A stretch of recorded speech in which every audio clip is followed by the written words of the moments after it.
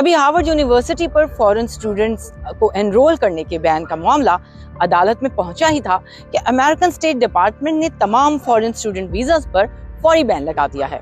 ہر سال 10 لاکھ سے زائد اسٹوڈنٹس امریکہ تعلیم کے لیے آتے ہیں، جن میں سب سے زیادہ تعداد انڈین اور چائنیز طلبہ کی ہے۔ Secretary of state Marco Rubio کا کہنا ہے کہ چائنا سے آئے اسٹوڈنٹس کو امریکہ میں کمیونسٹ پارٹی سے کسی ممکنہ وابستگی کی بنیاد پر ویزوں کی منسوخی کا سامنا کرنا پڑ سکتا ہے۔ ویزا بین کے متاثرین میں ہزاروں پاکستانی بھی شامل ہیں۔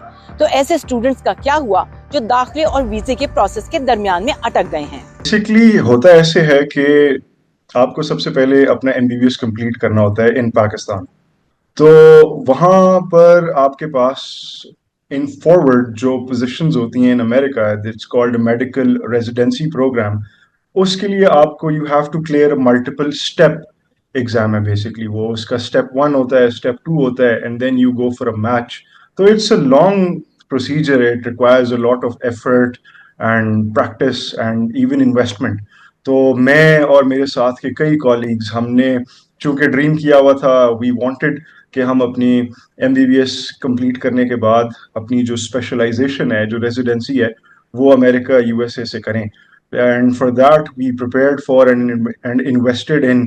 ہم نے جو اس کا ایک پری ریکوزٹ ہوتا ہے، اسے IELTS یا آکوپیشنل انگلش ٹیسٹ OET کہتے ہیں، اس کی تیاری کی، وہ کمپلیٹ کیا، and then there was the step 1 of the US MLE، United States medical licensing exam, and اس طرح کے ویریس ہم نے جو ہرڈلس تھے ان کو کراس کیا، only to chase one dream, and that was کہ hopefully achieve residency position in the United States of امریکہ۔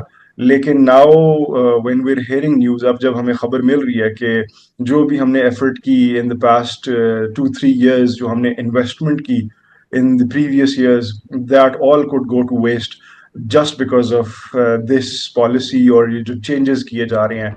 کیا یہ ویڈیو آپ کو اچھی لگی؟ ابھی سبسکرائب کریں اور بیل آئیکن پہ کلک کریں۔ امریکن یونیورسٹیز کچھ سرکاری گرانٹس پر چلتی ہیں، جس کے بعد سب سے زیادہ ڈالر فورن اسٹوڈنٹس لاتے ہیں۔ صرف سال 2023-24 میں امریکہ نے ان فورن اسٹوڈنٹ سے $44 ارب کے قریب کمایا۔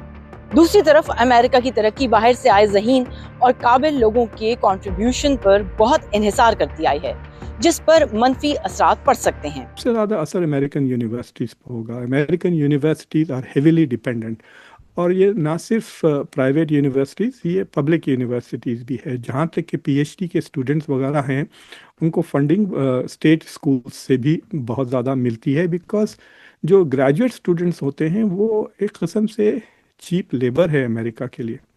ان کو بہت کم تنخواہیں دیتے ہیں۔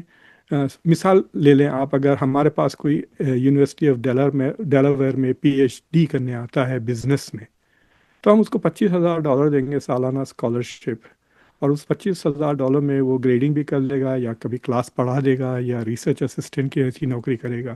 اور یہی بندہ جس کے پاس آلریڈی ایک بیچلرز ڈگری ہے اور MBA ہے، can potentially in the industry make more, 1-2 lakh بھی بنا سکتا ہے وہ۔ سو وی یونیورسٹیز جو PhD اسٹوڈنٹس آتے ہیں، they are using a highly talented student body from all over the world for very cheap labour.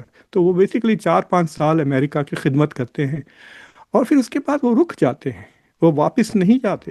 لیکن اس تصویر کا ایک اور رخ بھی ہے جو صدر ٹرمپ کے ووٹرز کے ویزا پالیسی پر تحفظات پر روشنی ڈالتا ہے۔